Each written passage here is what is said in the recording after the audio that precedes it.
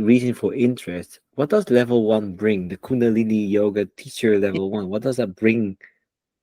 I can only say what it brought to me, but I can Mhm. also say I've been teaching level 1 for 15 plus years. So, I mean, I have some feedback from other people. What I want to say is people really understand that there's a door to live life in a different way. You know what I mean? We might have sort of sensed that. We might have gone to workshops with Kundalini. We might have attended classes, weekly classes and all these things. And their beautiful experience that probably brought us to this door, that we consider doing something like this. Because my experience is that has shifted over the years. When I started, a lot of people wanted to be teachers. Maybe that's different in every group.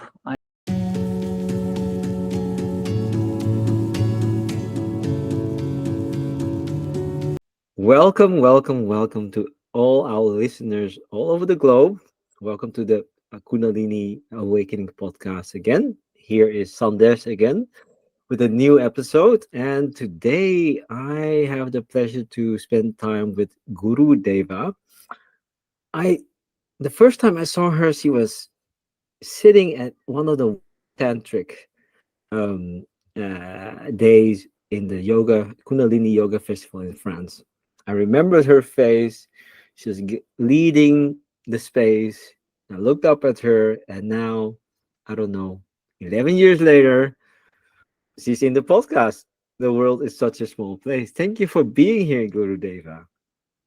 Thank you for inviting me, Sandesh. Yeah, it's such a pleasure that you said yes to this conversation. I got to know you better during the um, Kundalini level 2 training with Guru Gyan, but I bet there's a whole history before that. So I would like to start with a question to you. Where did Kundalini enter your life?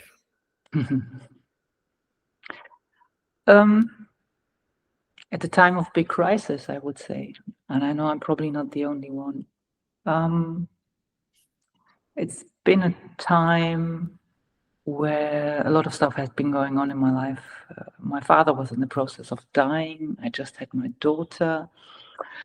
My marriage was challenging. And I just founded a new company. I've been in communications for a long time. That's actually my background. And I would say today, looking back, I completely lost myself. At the time, I just thought I need to do something. This is not working. And I'd done yoga for many years, but not Kundalini yoga. I hadn't heard about Kundalini yoga at the time. I'd say it was in Germany. Not much people knew about it. And I just thought, okay, let me make that easy for myself, practical approach. I go into a sports studio if they have yoga there, and it's in the evening. My daughter sleeps. I've done my work, and I will have time. And it's at Kundalini yoga, and I just said, okay, as long as there's yoga in the name, I'm going to go. It's Because I've so done, funny. yeah. I had the same experience actually. Yeah. So, yeah, I had done Hatha yoga, I had done Iyengar yoga. I'd been come in touch with yoga already at school. We had yoga classes at school. So it sort of had been on and on in my life. And but for sure, I wasn't looking for a teacher. I wasn't even looking for a spiritual path, at least not consciously. I was just looking, quite honestly, for some relief in my life. And I went to these classes, and as far as I remember, let it be the first or the second class, something big shift. I couldn't put a name on it, but I thought this is something special. I don't know exactly what's going on, but something is happening very profoundly here. And I actually, in the beginning, I went through a lot of physical pain. And a lot of people told me, why are you doing this? And I thought, like, I want to keep doing this. I can't explain why, but I want to keep doing this. As we are called to a path and we don't necessarily understand. And we don't need to understand. So you're saying you had physical pain because of the Kundalini yoga? Yeah, it just, it just opened up a lot. I mean, we're working with consciousness. It wasn't physical pain in the sense of, oh my God, the exercises are difficult. I've been doing dance for many years. I've always done sports. That wasn't my challenge at all. I could do all the exercises from day one, But I understood very quickly, we're not just working on a physical level here. That's more what it was. I just, I touched feelings within myself, which I'd long forgotten I have them, or maybe had never touched even, and things like that. And as we can with consciousness, it can be in all of our bodies. So I had stored a lot of that stuff in my physical body. So that's why I experienced the pain. And so is that a bad sign or a good sign? was it a bad or good sign? If you experience pain in the body, I think it's always a good sign if you start experiencing something. It's never a bad sign. We're just so conditioned to think, oh my God, if I experience pain, it's a bad sign. And of course, there's stuff, yes, that's not where we want to take our bodies. We need to respect our bodies. But we're so afraid of touching pain or suffering within ourselves. And we very often want like the immediate fix. And if a practice or something doesn't provide that, we feel, oh, that's not the right one. My experience with Kundalini is, and with many other practices, I've done many other stuff. I'm not saying it has to be painful. How do I want to praise that?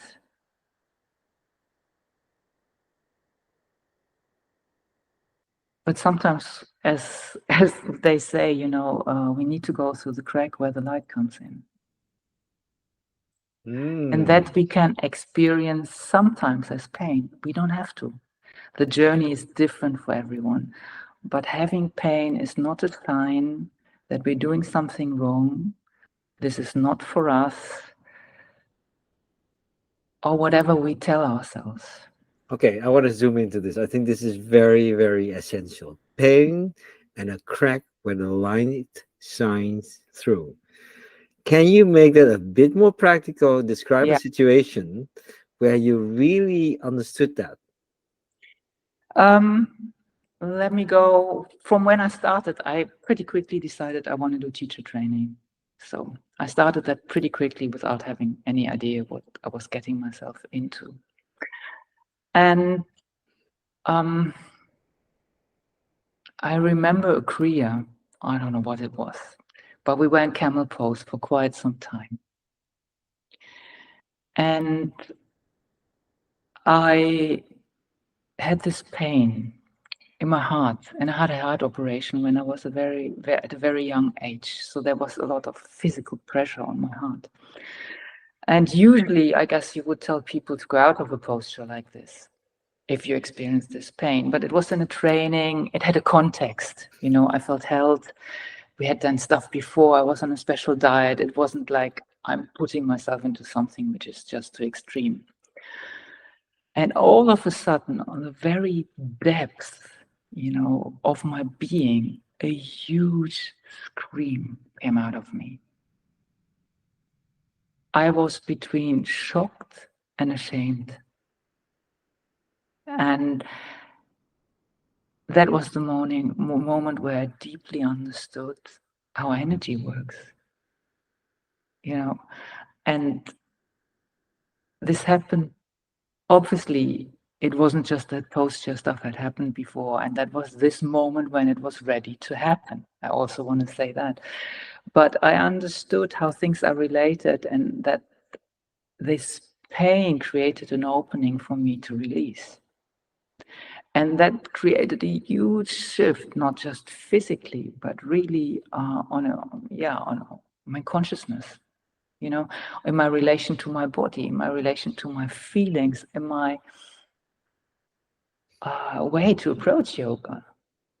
So that's what was a very concrete example for me, where physically there was pain in an exercise, and that completely shifted. Yeah. Mm. Now you said the start of this all was you were losing yourself, Yeah. and all of a sudden you find yourself in a path going through pain, physical pain or mental pain Yeah. or emotional pain. I think it's all combined, it's all interrelated, because on the quest to have more consciousness in your life, Yeah. how did that help you in regaining, coming back from losing yourself? I think two things happen. I think I've always been someone who had a lot of trust in spirit my whole life. I've never doubted spirit. I've never questioned spirit. But I didn't have a lot of trust in myself.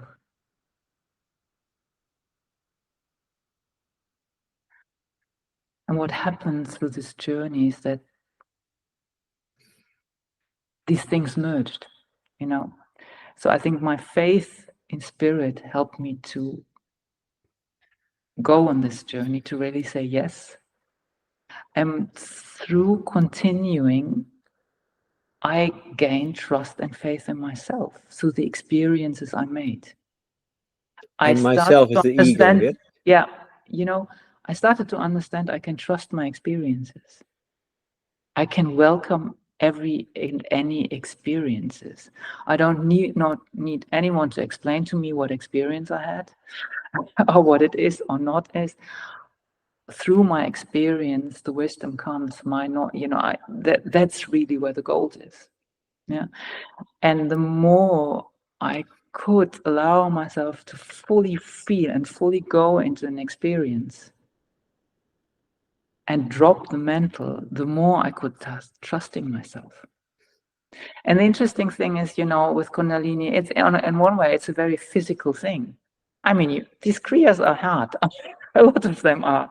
I mean, you're getting yourself busy, you get sweating. And but I've really moved into this deep trust within myself. I guess I started out doing Kundalini. I really loved it because I would say of myself, I don't have troubles with discipline. Discipline comes easy to me, always has. That's not my challenge. My challenge is softness towards myself. So I started Kundalini a little bit like a military drill, and it can lend itself to this, as we know. And I loved it. Give me the hard stuff. I could physically do it, wasn't a problem, made me feel good, made me feel alive. And the journey has really been to go through this from an inner gentleness, to find this inner gentleness, which then opened me up to a much deeper experience. And the deeper I could fall within myself, the deeper I could start trusting myself and trusting this experience. And not so much from the outside, just feeling good. Trusting when I didn't feel good. Wait, you're saying there's something much bigger than just feeling good? Absolutely. And in the, yes, there's so many degrees of feeling good. There's this feeling good which we know, and this instant, I feel good and I want more of this. And I think it's perfectly valid. There's so many reasons to start on a journey like this, and there is no wrong reason. You start where you start. That's your starting point. You can come because you have pain in your back. You can come because you're stressed. You can come because you just want to feel better. You don't like how, whatever, or something completely different. You can come because you're curious, or you read all this stuff about Kundalini energy and you want to find out for yourself what this is all about. Um, Whatever it is, that's the starting point. And it's absolutely valid, I think, on this journey to want to feel good. And there's nothing wrong with this. We don't necessarily need to drop this. But what I would want to say is we will meet different qualities of feeling good. That's what is changing. And it's a beautiful aspiration to want to feel good. But we will start understanding, hey, I've never considered that this is feeling good, you know? Yeah, yeah. As we start and we learn all that stuff and we hear about bliss, you know, we just start having concepts from our mind what that is. We have a certain idea what bliss is, and probably, you know, the more people you ask, the more definitions you will get what it is. But bliss is not a concept, bliss is a frequency you access in yourself. So you cannot do this journey as a mental journey at one point. So, and that is a very crucial part actually on that path. And level 2 is very much about this. But wait, let's wrap up level 1 first. So Yeah. you were like, within a very short time, within 2 years, you rounded up the level 1, correct? Something like that. Yeah, Yeah, about that, yes. yeah. And what does level 1 bring you, or bring a person with any reason, Yeah. with any reason for interest? What does level 1 bring? The Kundalini yoga teacher level 1. What does that bring? I can only say what it brought to me, but I can Hmm. also say I've been teaching level 1 for 15 plus years. So, I mean, I have some feedback from other people.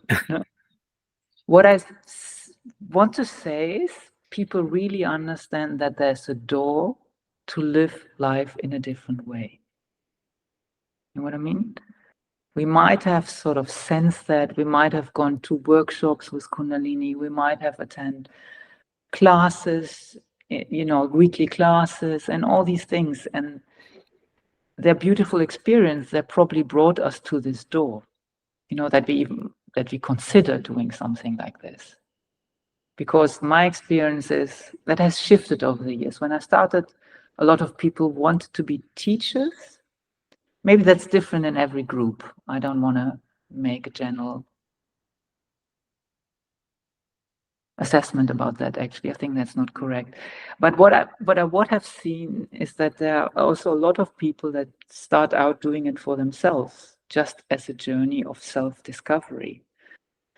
And that surely it is, and it shows you either as a door to not just live life like a linear process of I'm born, I don't know, I do school, I do education, maybe I marry, maybe not, maybe I have kids, maybe not, I have a nice house or not. Everybody has other parameters what success means for us, no, right? But you sort of build this linear life and one day you're going to die.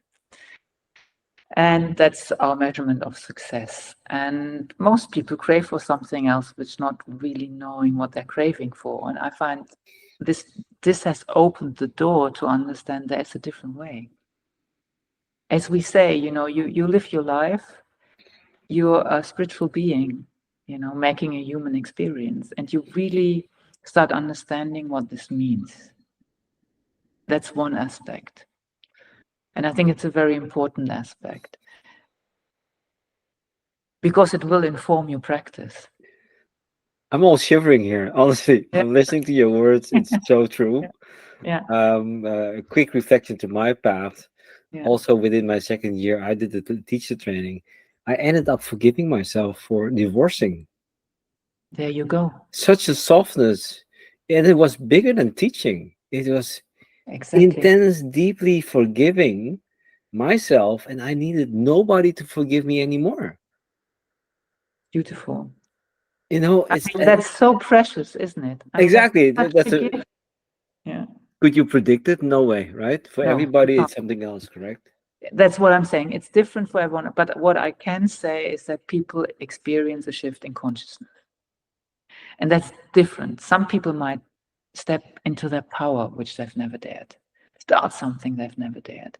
Some people say, I need to leave this environment. Some people forgive themselves. Some people finally, forgiving has to do with that, start loving, honoring themselves. Yeah. And all that stuff, you know, so it is different for everyone. So that's what I mean, the door. And that's also the crack where the light comes in. You see, there is another way. You don't have to change your whole life, but there's another way to be in the life. Wonderful. There's another way. So you It's stepped out through that door. right here in Yeah. front of you. Yeah. So you stepped through that door. Yeah. How did life change for you? For me, for me, it's pretty drastic, but that's me. I guess I'm a little bit of a kamikaze. I wouldn't advise everyone to do that. Seems to be my journey. I learn a lot about drastic change. Seems to be my journey. Hmm. My life changed drastically. And sometimes if I tell that story, people say, I'm not sure I want to do level 1. Or some people might be I know, attracted to it. I had people asking me, I know women came to me, mostly it's women, right? It is changing. They said, but when I do level 1, will I divorce my husband? People are afraid of that. People are afraid that they want change and then they don't want change. You want it according to your own pyramid. Like that change is good and that change I don't want, Mm-hmm. And it's interesting. So for me, what happened? I'd been in a really difficult marriage. I got a divorce. I had my own company in communication, PR. I loved that work. I truly love it. And I still do the odd stuff in that area. I love it. And, but there was something I said, there's a longing for something else. And I can't find it here, at least in the state I am in now. I also understood maybe I could find it here, but not the way I am now. And I need to go out of this to maybe it comes back into my life, but now I need to leave. So it was quite a step. It was my company. I had it with 3 really good friends. I made tons of money, tons. Really, really, it was a great job. And it was interesting, every day was different. We had, for a PR company, quite big, we had 30 people. And I loved working with people, also mentoring people, letting them grow and all this. And I stepped out of it with my then teacher, build a yoga center. And I put all my money into that. Okay. And it didn't, what is success? It didn't succeed, but let's say it was an expense level 3, 4, 5, and 6 or something. I paid a premium.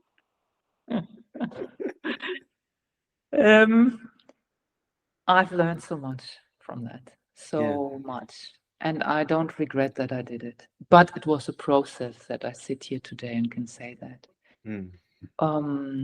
When first it didn't succeed, we had it for 2 years. And at one point was clear, no, it's not working this way. And there was so much shame. I was already teaching then, I was a teacher, and I could see all my expectations I had towards myself, what I needed to be for other people. So big lessons. And a lot of forgiveness for myself, a lot of forgiveness, a lot of gentleness, a lot of facing stuff, which I guess before, even in level 1 and level 2, I hadn't faced yet. And for everything is the time. It wasn't the time, right? It's divine timing. And that's what happened for me. So basically, to come back to your question, I changed my whole life. Yeah. So you went I from a got married. high. I got married again. Okay. To my now husband. Okay, and that all happened within a space of 2-3 years. Let me see. Yeah, within a phase of 3 years. Okay, that sounds pretty kamikaze. It was pretty kamikaze. But I'm this kind of person. I know I might go around a little bit in circles, but if I really understand something, I'm going to change it. If it drops in, and I'm going to change it. And Because there's no way to continue. There's no path, for me personally, there's no other way. Yeah. And did I always take the right decisions? It's always the question of from what perspective do you look at this? You can't take wrong decisions. Would have there been a higher potential for me in that moment? Maybe. But I'm a firm believer, if you open up to the lesson that's presented to you through the decision you've made, why Guru, that's it. Yeah. Yeah. And then, yes, there is no wrong lesson. But I mean, I sit here and say that now, and it's been a journey. Yeah? I mean, But let me hold a mirror here. yeah. How was your faith in the spirit at a time when everything collapsed then? It's funny. Yeah. I wish I could give you a recipe. I just have. I always had. I think I'm born with faith in spirit. Oh, It's always been there. It's lucky you. yes. I mean, my issue is more honoring myself, self-love, trusting in myself, as I said in the beginning, you know. Hmm. But I've never doubted spirit. I doubted me being worthy of spirit, but I've never doubted spirit. You know? F- Having such a connection to spirit, Mhm. let's talk to the people who listen who don't understand what is spirit. Yeah. Can you explain to them what is spirit and what's the difference between spirit and myself? Hmm. Yes. Of course, in the end, you are spirit, but that doesn't really help to hear this when you wonder what is this, you know, Uh-huh. that you are it. Hmm. I would say just maybe a few cues how you could approach it, you know. For me, it has a lot to do with seeing the world or the universe as a benevolent place. That all is here to support you and not to show you you're failing, you're wrong. And we so often learn that. I don't know, maybe you've grown up in a very different culture than I have. I've grown up in Germany. My parents were still war generation, you know, young, but still lived through the Second World War. And I've been taught that life is a battle, sort of.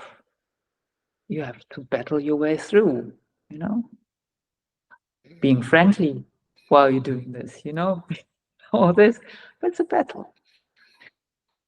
And it's such a shift when you allow yourself to feel that the universe has your back and it's a benevolent place.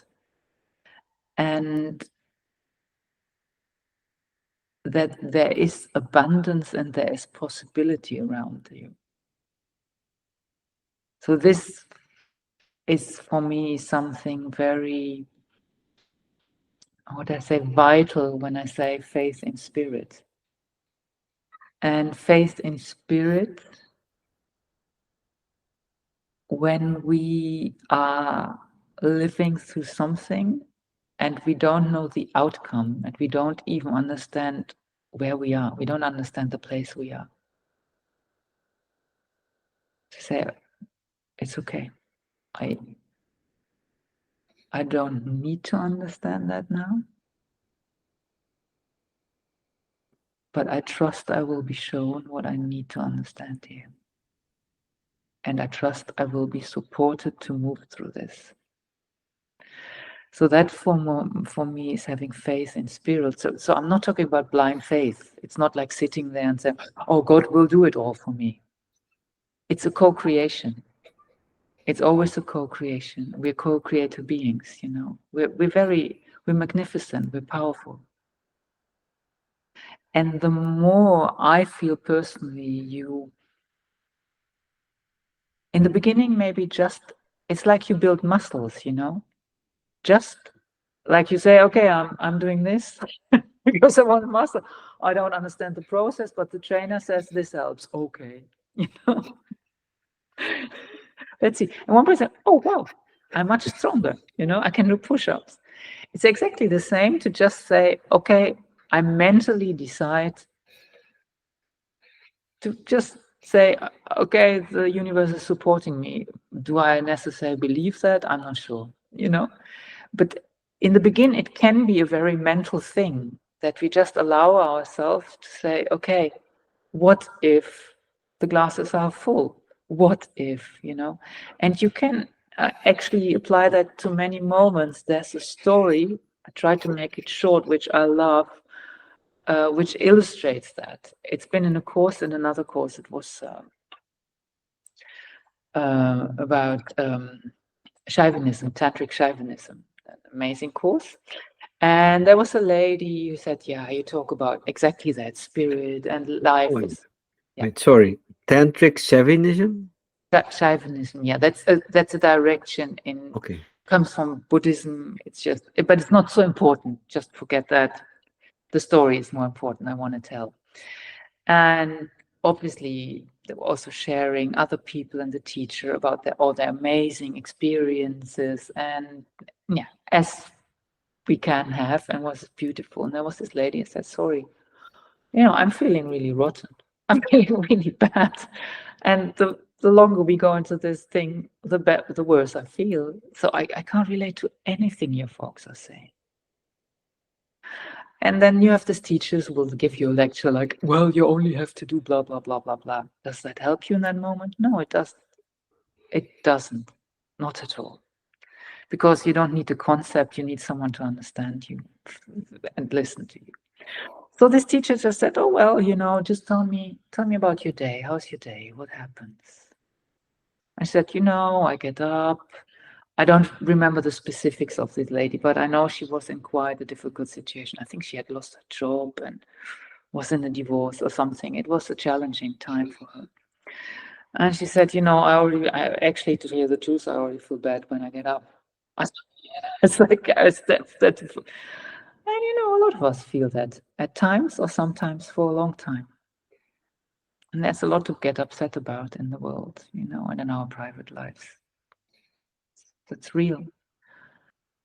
And I said, so, okay, so what do you do then? Yeah, I make myself a coffee, but then I'm thinking of all the things that are not happening, all the stuff I have to do. I don't have money. I'm going through this ugly divorce. And yeah, it's just not really. And then, okay, then I take a shower. I said, okay, so what do? You really want to know what I do when I take a shower? I said, yeah, tell us if you don't mind.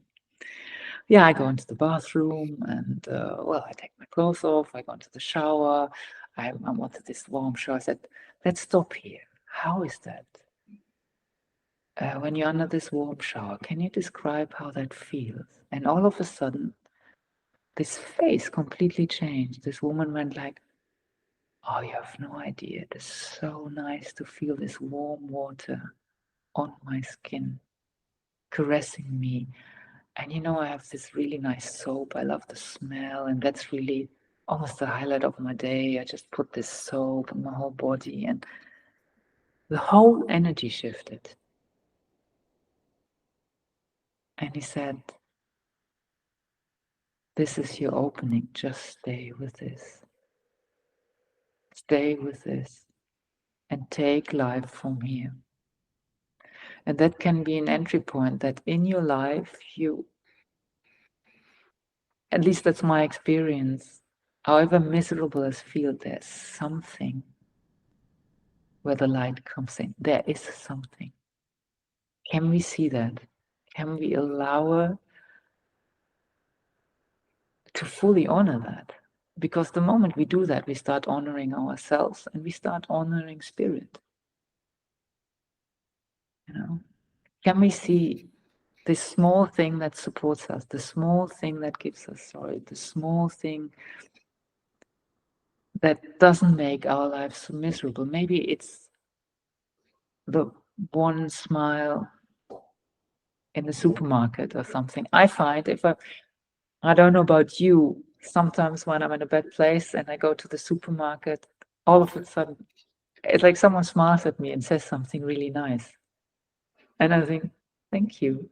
I needed to be reminded. And can we start focusing on that? Yeah.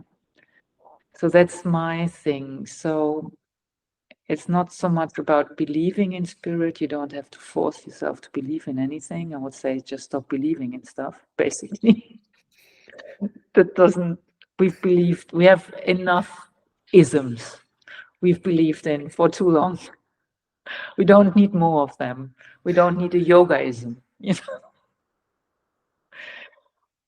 you just need yourself and your experience and honor that. And if you can't find it in that moment, don't be afraid to ask for help, because all of us can be in a situation where we need help, and that's okay. It's absolutely okay. I've learned so much from asking for help. And the other people always afterwards told me that's the other thing, what they've learned from me asking for help, you know, and to understand you're not a burden, you're also giving something. So that's what I would say. Okay, let me recap for the listeners. I always try to recap such beautiful stories into short on the compact understanding. Yeah. So if you are connected to spirit, Mm-hmm. then you're connected to the understanding that the place you're in is there to serve you. You Mm-hmm. just need to see it. You need Exactly. to trust it. You need to open up, find the right perspective that this current challenge, this current fight, this current whatever it is there to serve you in growing. Yeah. Instead of myself as the concept of ego, I am separated. This world doesn't always serve me. Is that the contradiction we want to look at a little bit? Well, Is I that don't want to make it into a contradiction. no? When they Okay. all tend to bring things together, Hmm. because everything we look at as contradiction creates a split within ourselves. We're Okay. just separating ourselves from ourselves. Yes. And I actually want to really, I'm a big fan of the ego, because, you know, when we go, oh, it's just my ego, how does that make us feel? It feels there's a part wrong. Something is wrong with us. A part we sort of like this filthy relative. We don't want to come over the door. I hope no one sees them coming in. Like, oh my God, if they only knew. So we do have an ego. And the interesting thing is the ego is part of our consciousness. Hmm. Yeah, it is part of our consciousness. The thing is, this lovely ego doesn't understand that it's not all of our consciousness. And that's not its job to understand it, it's our job to instruct it. And the ego actually, in my understanding, is a sort of instrument, a channel. It's an instrument to express here on planet Earth. And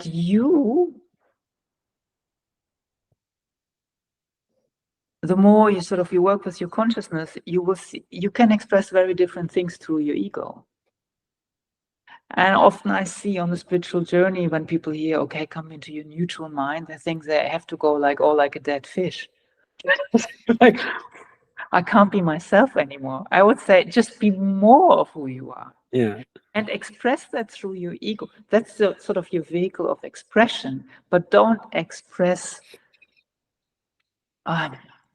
let's say, all your triggers through your ego. And if you do, fine, but then come back to it. You know, the ego expresses whatever you tell the ego to express. And the ego, if in its raw state, if we've never worked with it, it's very much linked to our personality. We want to be somebody. And that's okay.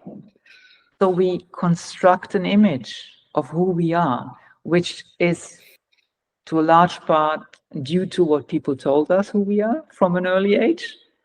And we take that usually without questioning. Yeah. And if we might do a lot of healing of what other people told us who we are. But somehow there's still a part that thinks we are this, that's where we have to heal it, you know? And what we heal is actually this belief we hold that we are that. You know, we've never been that. We've always been light. So, and the ego in its raw form just expresses this personality which we hold on to the because life is challenging enough. We want to hold on to something, and also in the yoga, and that's part of the path. You want to start to be happy. And then very often comes the phase where we actually boost our ego through the yoga. That's when we start feeling better and we feel like I can do everything. And that is important. And I feel you need to go through this experience. So it can sort of blow up like a balloon and go. So nothing wrong with the ego. It's just, what do we feed our ego? Because the more we practice, we understand we are not the ego, but we also don't have to get rid of it. But we open up our consciousness and can just allow something else to flow through the ego. Yeah. So, because I see that so often, that people twist themselves in all corners and go into separation with themselves, that, oh, I'm still in my ego. Mm-hmm. And I always challenge them and say, thank God you are. Yeah. You know, I also at one moment I also wanted to like separate from my ego. Is you know, it's not serving me. But I've come around, and I have this perspective I want to share. I start to see that on the path of consciousness, Mm. as we want to live in more consciousness, you know, why? Because we want to have control over our lives. We want to know what we're doing, and therefore probably have a better life because we are in control and we are in full consciousness. But then we have this friend whose job is to lure us away from consciousness, and only by luring us away in very tricky, sophisticated ways, um, we can become conscious that, hey, I lost consciousness. I need to go back. So I have a kind of a relationship with my ego now. Oh, you're there to test me if I'm really growing my consciousness or not. Sometimes you will pull me back into old patterns, and you wait whether I see, and then I can make the step back into consciousness from the consciousness. So, Exactly. and that becomes a much more gracious, um, coherent picture of the ego and the consciousness. Without it, consciousness, I don't think, would evolve. Yeah, and I think the whole journey is about coming into coherence with yourself, Not, it's not a journey of self-improvement. It's a journey into unity. And the more, as we know, there's a law of resonance, It's what you attract what resonates with you. And I don't mean that as a threat or a judgment. It's a law. It's a universal law. It's a physical law, And the more we understand that, let's say circumstances are just this beautiful mirror to let us see which parts within ourselves want to come home, and they're asked to be integrated. The ego is one part of our consciousness. Then different traditions have different names for it. Let's call it shadow consciousness, whatever we want to call it. Our triggers, the name we want to give it, But that's all part of our consciousness. And it wants to come into unification within ourselves, because that's when we can really open our hearts. First of all, to ourselves. And that, for me, if we talk about spiritual journey, that's a spiritual journey. And that is the process of ascension. So we're not going anywhere. Yeah, like that's very often we can go, and that's beautiful if you first open with Kundalini yoga and you say, wow, beautiful. And sometimes I've envied people who make this experience for the first time. It's like, yay, just wow, didn't know it's possible. And we want more of this, and that's good. There's nothing wrong with this. But it asked us for integration, and that's the unification within ourselves. And consciousness will always bring up stuff for us. That's how consciousness works. That is not in unification, because consciousness always moves, let's say, as a stream of as a unifying force. It's never a force that separates. Yeah. And the more you work with it, the more you will feel that. And you've just shared with me that you work with a Sangha and you're building all these initiatives. And isn't that something that exactly that's what it happens? It's this unifying force, which is so important. Yeah. To bring to the table, there is the practice, super important. Yeah. But that's why we have in Kundalini Yoga, and I believe in all traditions, and again, there are different names, we say Sangat, we have the Dharma, and this and Seva, this is all not just nice to have. This is an integral part of the path of awakening. It's not like, oh yeah, I do my meditations, but I don't want to have to do with anyone else. I believe actually we're now, the next phase of awakening is in group consciousness. We go so far alone, and I think we're coming out of this phase where we have this lonely path of awakening. We're now awakening together into a whole other field of consciousness together, where we really understand that we're co-creators. And so that's, in my understanding, also when you do a training or something, this whole aspect of coming together is super important. Yeah? Super important. Sharing. And it will also help you to acknowledge your own gifts, which we're often blind to our own gifts. We just see the stuff that doesn't work. And people can tell us 1,000 times, and we go like, yeah, well, yeah, that's just me. Sort of, but this I can't do, and that, and I have to do this and get back. And I feel there comes a point, and that's really important on this journey, to honor ourselves and acknowledge ourselves, that we can grow as much through honoring our gifts as working out with our shadows. Both needs to be there. Mhm.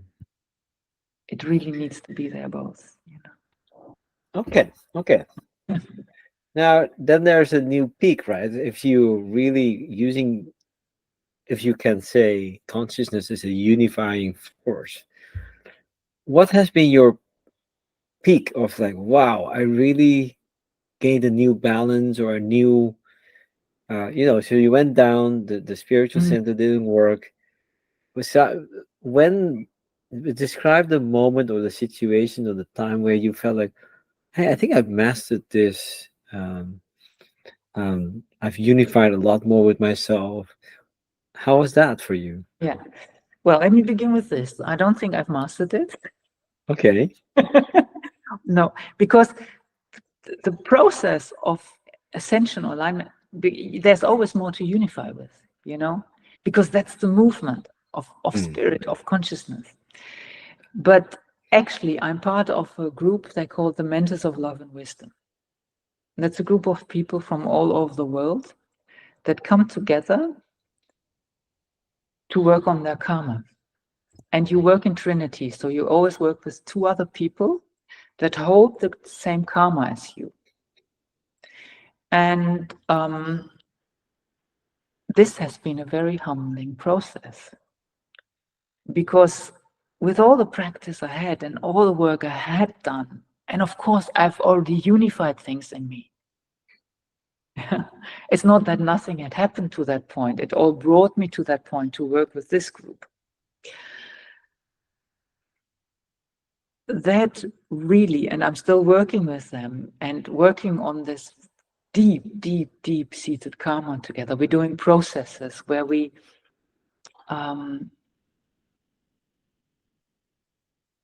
let's say we go into deep connection with our higher selves, and when I say now, I hesitate to say the word channel because there's so many connotations with this. What it essentially is just to connect to a larger consciousness of yourself.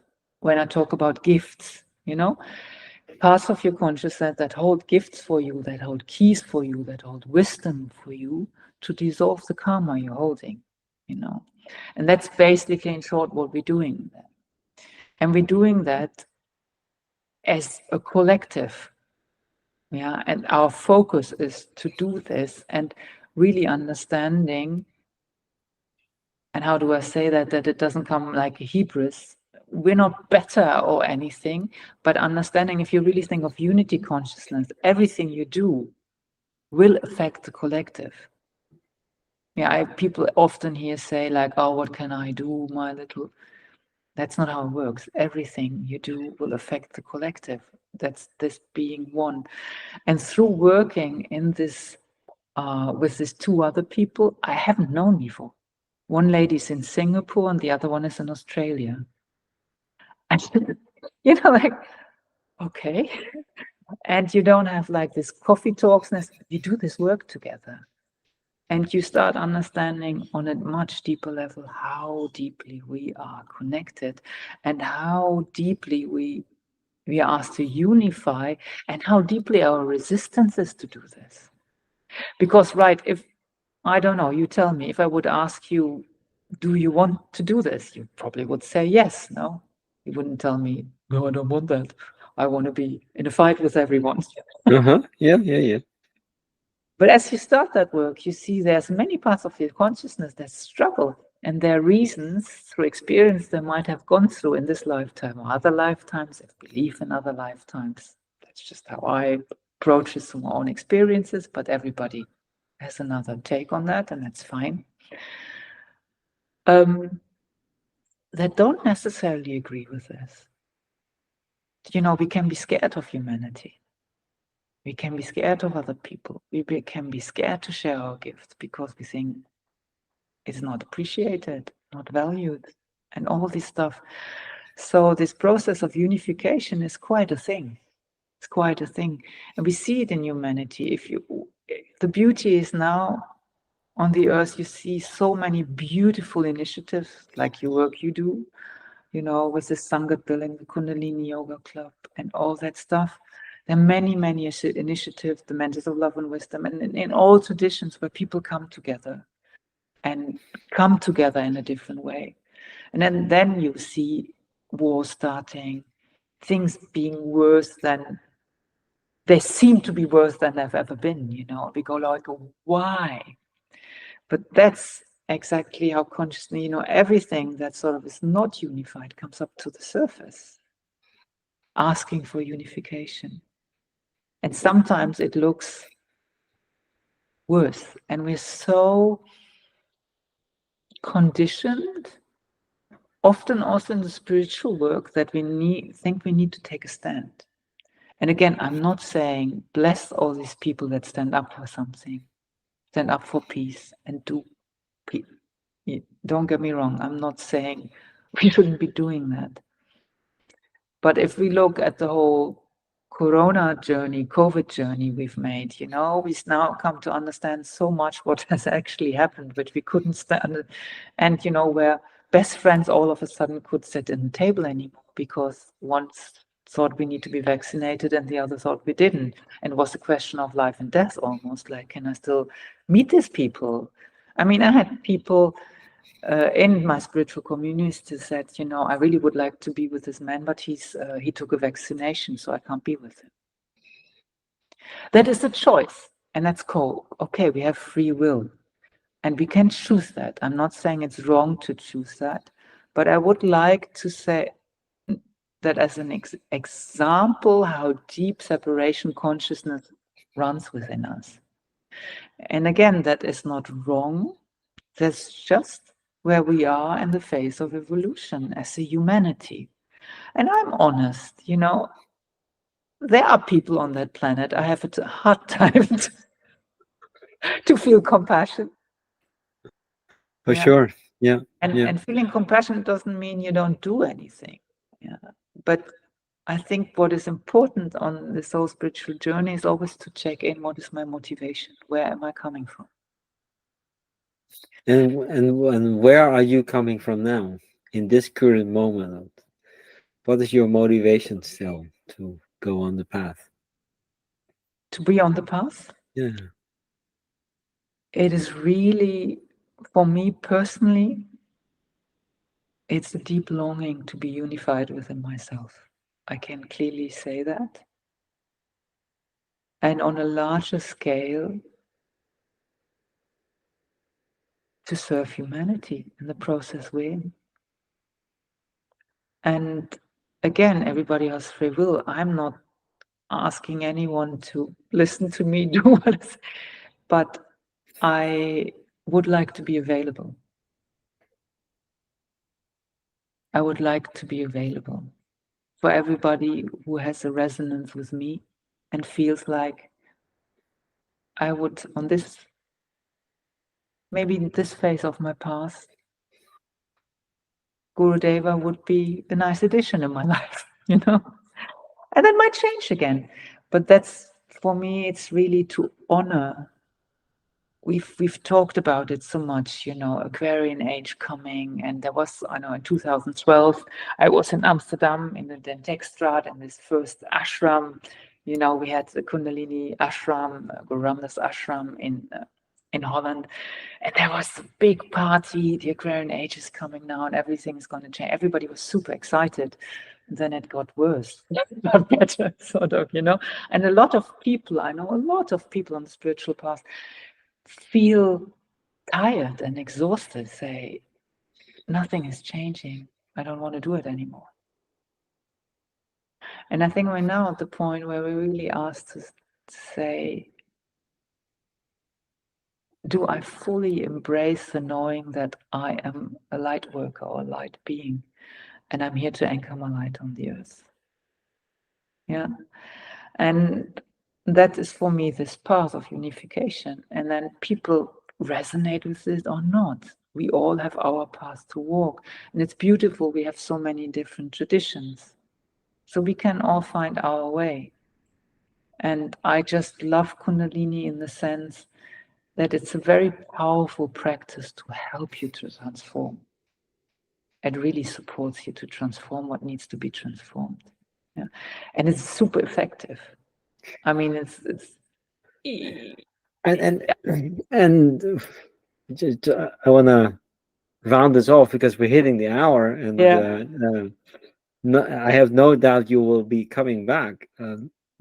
But if you're saying Kundalini is this powerful toolbox that can help you to transform, but we have this protective mindset sometimes, right? That's just stopping us. It's finding any reason, although from the heart you might feel it. You feel this intrinsic interest, deep interest, but then all of a sudden the mind kicks in and says, no, this, no, no, no, no time, too busy, too many commitments, no money, etc. Mm. As a very experienced teacher, how do you deal with that? What would you advise those people who And feel it in I their don't, heart? you know But what? I don't advise them anything. okay. What I do, what I can tell you, what I've been doing. You know, when we do our level 1 trainings, I would always have like an open introductory lesson, or sometimes I just invited them to our little apartment in Amsterdam, very cramped, just have a meal together, and we said a little bit about the training.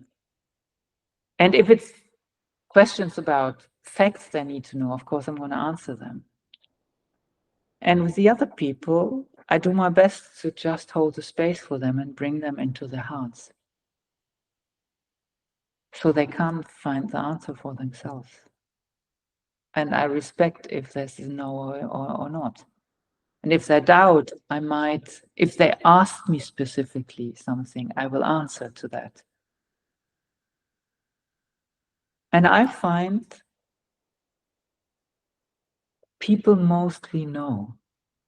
And if they really don't want to do it, you know, my experience, Sandesh, is like they might start and then they stop. And so my experience is it never really works to push someone on the path. It's an invitation. What I do is I had people in my classes, and it's so funny why people decide to not do something, you know? And I had a strong pull, just one of the men in this course to say, don't you think this training would be something for you? I just got, it came like 3 times. And then I sort of honor that, and then I will say it. Then I will also really say it, like, you should be in this training, I think. And that does something with people, you know. And he said to me, thank you that you said that. I thought I wasn't far enough, and I wasn't ready for this. So there can be so many things, you know. I might say that if I feel pulse to say that. And then but I would never try to convince something to do it. Let's put it this way. Even though I know they would get a lot out of it. Even though I know that. It's free will. And that needs to be honored. And sometimes it pains me, to tell you the truth. Also, I had people leaving the training and I cried. It really pains me. It hurt me. Not me as a person because they left, but because I could just see the potential that would have been there. But then I also trust they will find it somewhere else. I also trust them. You need to trust the people. It's so important. And their decisions. You know, maybe they have to do another round before they're ready. Yeah. But also I had a lady who absolutely wanted to do that, but she had a husband who was sick and she just had a child. And I said, are you sure this is the right moment in your life? And I said, I don't think you will have the support in your life. You need to do this right now. And she came back 3 years later and did the training. We also mustn't be afraid of that, you know. And so that's what I would say. So I know we've heard that 1,000 times. If you need support, really sit and go into your heart. Because as soon as we feel that pull, the fear comes up. Because you're embarking on something you don't know. And no one can give you guarantees. Yes, I can give you guarantees that you learn certain things. I can give you guarantees that there are people to support you.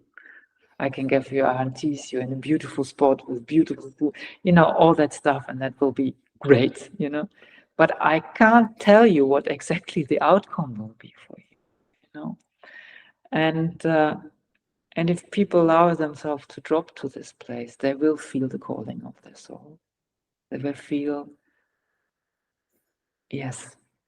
And the yes is an honoring of themselves, not because I have such a great program to offer. It's honoring themselves, what they've been pulsed to do, you know. That's how I do it. There are many ways. Beautiful. So actually, in short, Yeah. what I take out of this is just by asking the question, will this honor you or not? Yes. Will And this they, honor you? yeah, and if they find a yes or no, it doesn't matter. Doesn't matter. Yeah. Yeah, you're right. Will this honor you? Is that the next step to step into your potential, you know? With it on. But what I do tell them, if you got a yes, can you honor this? Mm. You see that now all the stuff comes up that stops you, but you already had a yes. Mm.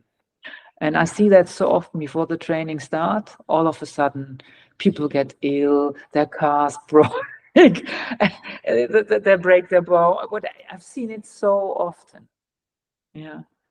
And I understand, you know, because sometimes we have this spiritual light, you know, spirituality light. Oh, that is a sign I'm not meant to be there. But I hear that very often from people. I said, no, I don't think so. You're meant to face something here, my dear friend. And all you want to do is run away. Mm. You can, You but can, yeah. But you might, cannot escape it. It will come yeah, back somehow. exactly. You might as well stay and face it now.